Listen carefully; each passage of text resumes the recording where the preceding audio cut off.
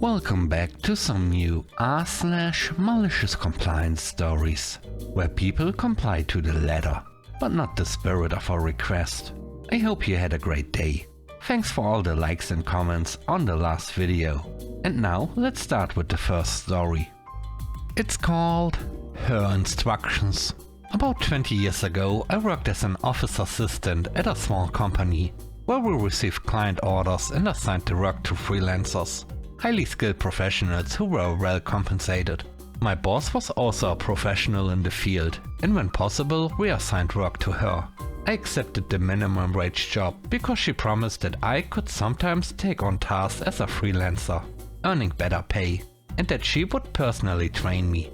She assured me that within a year I would likely be promoted to a regular freelancer and start making good money. To my young and optimistic self, this sounded like a great opportunity. One of the things she told me early on was that when I took over an order, I became like a project manager for that task. It was my responsibility to ensure the freelancer completed the work on time, as deadlines were usually strict.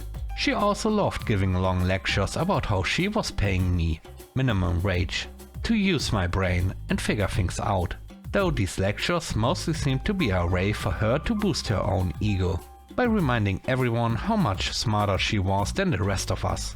One day, our biggest corporate client placed a large order due by Monday at noon. We assigned it to my boss to complete over the weekend. Monday morning arrived, time was ticking, and my boss hadn't shown up. The client called, checking on the status of their urgent order. I tried calling my boss, but she didn't answer her mobile. I waited half an hour, called again and sent a text. Still no response, and noon was fast approaching. So I called her home number. Her husband picked up, told me she wasn't home, and I briefly explained why I was trying to reach her. Less than an hour before the deadline, my boss called back, furious. She accused me of creating unnecessary stress at home, and said her landline was for emergencies only. This, apparently, was not an emergency. It's not professional to call people when they are not at work. She assured me she had everything under control and was now sending the work to the client directly. When she arrived at the office, she gave me a long lecture, saying I needed to follow up with freelancers, but not with her. It was her business and she had everything handled. She knew all the clients personally and they worked with us because of her. Then, looking me in the eye, she said, "If I take over a task, it's not your task anymore. It's mine. You don't need to remind me. You just give me the instructions from the client and I'll handle everything myself. From that point on, your job is done. I never miss deadlines. If the client calls, you tell them I'm on it and you do not call or text me about it." Fair enough. I apologized and repeated her instructions back to her for confirmation. She was pleased and confirmed that I had understood correctly. Then she launched into another one of her favorite lectures, about how she was paying me to use my brain, adding plenty of condescending examples of how she always used hers, unlike us regular workers. I just nodded along. About a month later, another client placed an order, and since my boss was available, I assigned the task to her, following her instructions to the letter. When the deadline arrived, I was on vacation, hiking in a remote area with limited cell coverage. My colleague, another office assistant, called to say the client had checked in about their order. I told my colleague that our boss was handling it personally and that we didn't need to worry. I also reminded her of our boss's strict instructions. We were not to call or remind her about deadlines. Since I was on vacation, my battery was low, and as everything at the office was covered, I switched off my phone. Meanwhile, my boss completely forgot about the deadline. By the time she realized, the office was closed. She rushed to finish the work, but despite her earlier claims, she didn't have the client's contact details. Since the order was in the office and my phone was off, she had to go there herself, retrieve it and use the client's information to send the completed work, late. This was particularly embarrassing since my colleague had reassured the client that our boss was personally handling their order. When I returned, chaos had erupted. My boss was furious and yelled at me, but I simply responded by pointing out that I had followed her instructions exactly. Why did you do this? You told me to. Why didn't you do that? You told me not to. She was fuming, but she knew I was right. She even scolded me for having my phone off. But I reminded her that I was on vacation and not on call. Besides, by her own definition, a deadline she had to meet was not an emergency. She found a way to shift the blame onto me. But you didn't provide me with the client's contact details when you assigned the order. How was I supposed to deliver the work? I calmly pointed out that she had always claimed to know all the clients personally.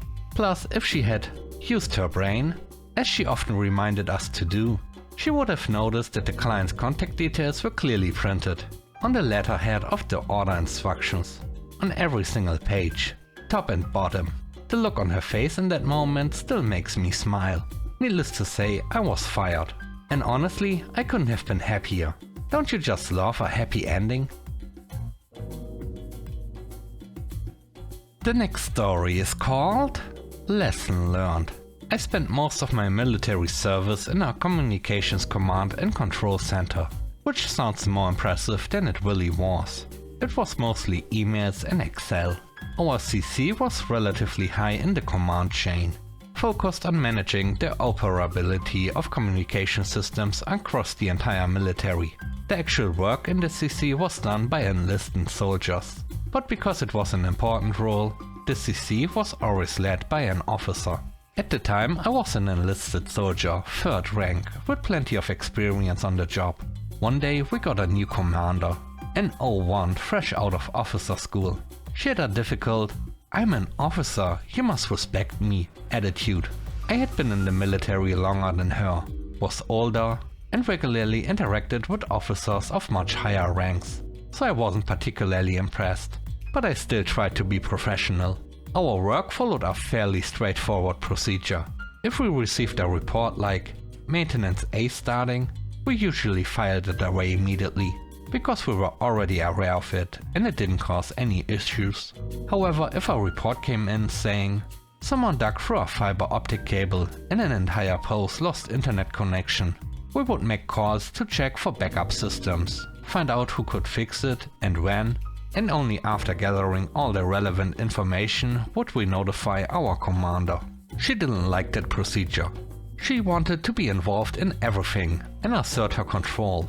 One day she noticed a report on one of our computers that we hadn't notified her about yet, and she became frustrated. "From now on, you are to notify me about every report," she demanded. Big mistake. The CC operated 24/7, but there was only one commander. If something urgent happened overnight, we would wake her up, but most things were saved for the morning. Well, cue some perfectly executed compliance. That night, the night shift woke her up about 10 times, and they were even trying to be considerate. The next day, she was clearly sleep deprived. I was on the following night shift and called her for every report. Sometimes we received multiple in a minute, so she was practically pulling a night shift alongside me. By around 5 AM, she finally relented. "Fine, you don't have to report everything. You know what's important and what's not." Lesson learned. The last story is called More Soap. I was studying at university, but would spend each summer, about 3 months, in a coastal town. The 2 friends I shared a flat with had secured jobs at a high-end hotel. One as a waiter, the other as a driver/concierge, and were earning relatively decent money. At the time, I had a bit of a skater/surfer, somewhat scruffy look going on, so when I inquired about work at the same hotel, the only position they could offer me was as a kitchen porter. I was warned that the head chef was extremely difficult to work with, and he certainly lived up to his reputation. He seemed to enjoy making life miserable for the dishwashers. For example, after learning I was a vegetarian, he made me remove the skin from 10 chickens. Despite that, I was very thorough with my work. In the UK, it's common practice to leave soapy water on dishes and trays before stacking them to dry, which I always found odd. Instead, I made sure to rinse everything properly. I also followed the instructions on the commercial dish soap, diluting it to the recommended ratio. However, the chef was not happy with this.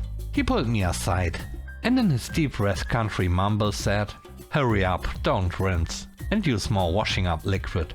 These trays are still greasy, so I followed his instructions. Literally. I increased the dish soap dosage by about 1000% and didn't rinse a single thing. That morning, almost every cooked breakfast was sent back, because, unsurprisingly, the food tasted like washing up liquid. One couple even cut their stay short by 2 days. And the hotel manager called the chef into his office for a serious conversation. The chef was furious, but he didn't say a word to me. He just stomped around the kitchen, throwing things and muttering more than usual. After that day he eased up on me and even offered me a job the following year.